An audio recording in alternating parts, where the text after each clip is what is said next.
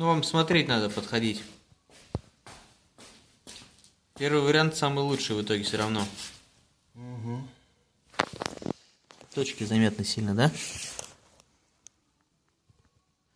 Ну, тут 3 прохода. 3 прохода. Да. Здесь 2. Здесь 100 на 200 сила удара. Здесь 225 на 125. Точнее, 125 на 225.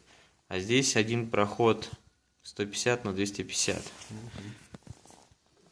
В итоге 3 прохода, конечно, выходит лучше. 3 прохода. Попробуй еще один поставь проход. Сейчас покажу. Да я уже, по-моему, сдвинул слегка камень.